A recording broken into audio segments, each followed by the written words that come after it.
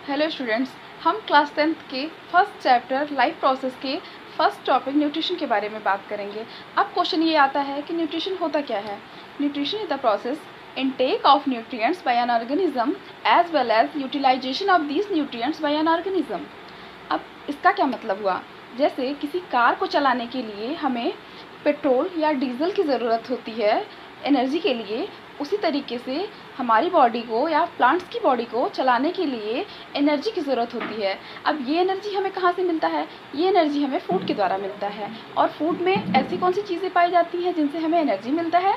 इसमें पाया जाता है carbohydrates, fats, vitamin, protein and ढेर सारे मिनरल्स जो कि हमें एनर्जी प्रोवाइड करते हैं। अब बात करते हैं मोड ऑफ न्यूट्रिशन के बारे में।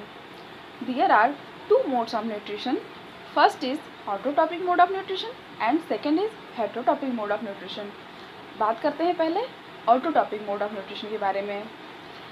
जो ऑर्गेनिज्म अपना फूड खुद बना लेते हैं by using simple organic material like carbon dioxide and water, वो सारे ऑटोट्रॉप्स में आते हैं। फॉर एग्जाम्पल, जितने ग्रीन प्लांट्स होते हैं वो सब ऑटोट्रॉप्स में आते हैं। उनमें क्लोरोफिल पाया जाता है जिससे वो अपना खाना खुद बना लेते हैं। अब हम सेकंड बात करते हैं हेटरोट्रॉप्स के बारे में। अब हमने पढ़ा था ऑटोट्रॉप्स में क्या देखा हमने कि जो ऑर्गेनिज्म अपना फूड खुद प्रिपेयर कर रहे हैं वो आ रहे हैं ऑटोट्रॉप्स में, और हेटरोट्रॉप्स में जो ऑर्गेनिज्म अपना फूड खुद प्रिपेयर नहीं कर पाते हैं उनको हम हेटरोट्रॉप्स में रखते हैं। जितने नॉन ग्रीन प्लांट्स हैं वो सब आते हैं, और जितने एनिमल्स हैं सब आते हैं हेटरोट्रॉप्स में। अब बात करते हैं टाइप्स ऑफ हेटरोट्रॉपिक न्यूट्रिशन के बारे में। ये 3 तरह के होते हैं, सेप्रोफाइटिक, पैरासाइटिक और होलोजोइक।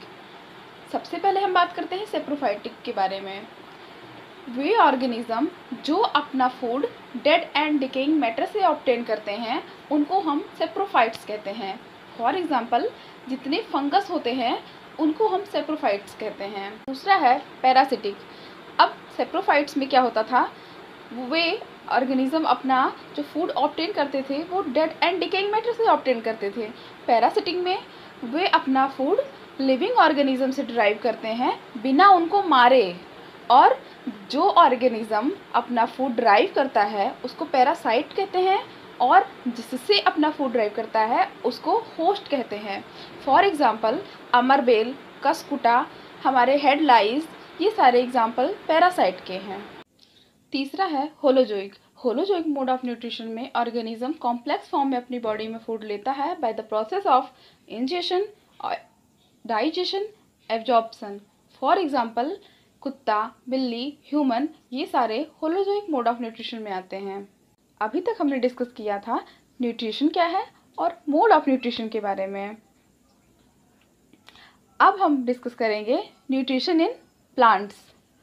तो हम जब ऑटोट्रॉपिक मोड ऑफ न्यूट्रिशन के बारे में जब पढ़ रहे थे तो हमने देखा था जितने ग्रीन प्लांट्स होते हैं वो अपना खाना खुद बनाते हैं। किसकी मदद से बनाते हैं? क्लोरोफिल की मदद से बनाते हैं।